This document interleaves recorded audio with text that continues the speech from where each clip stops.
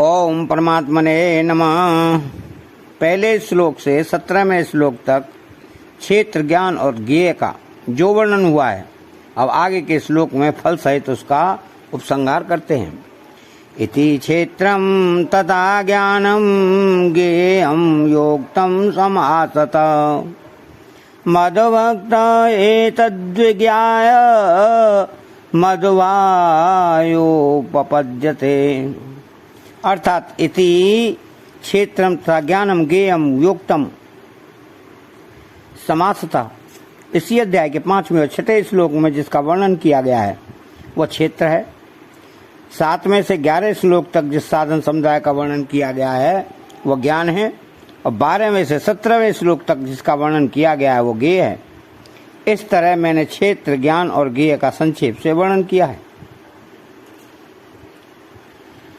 मद्भक्त एतद्विजाय मद्भावायोपपद्यते।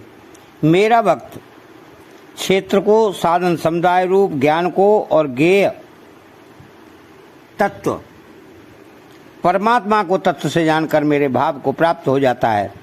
क्षेत्र को ठीक तरह से जान लेने पर क्षेत्र से संबंध विच्छेद हो जाता है। ज्ञान को अर्थात साधन समुदाय को ठीक तरह से जानने से, अपनाने से देहाभिमान व्यक्तित्व मिट जाता है।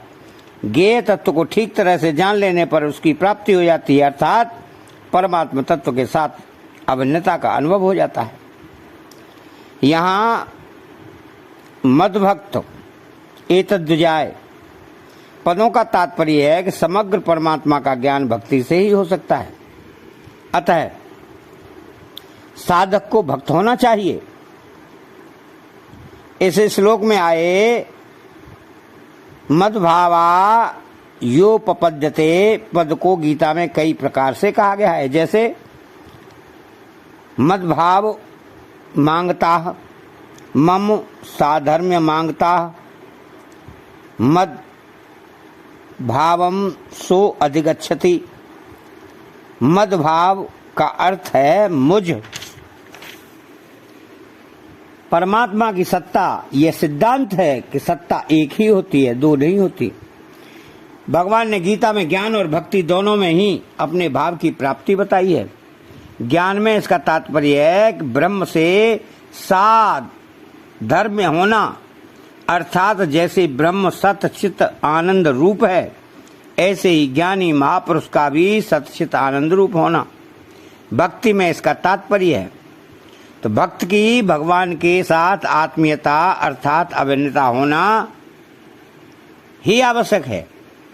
अतः चैनल को सब्सक्राइब करें, बेल आइकन घंटी को दबाएं, कमेंट बॉक्स में जय श्री कृष्णा लिखें। बोलो जय श्री कृष्णा।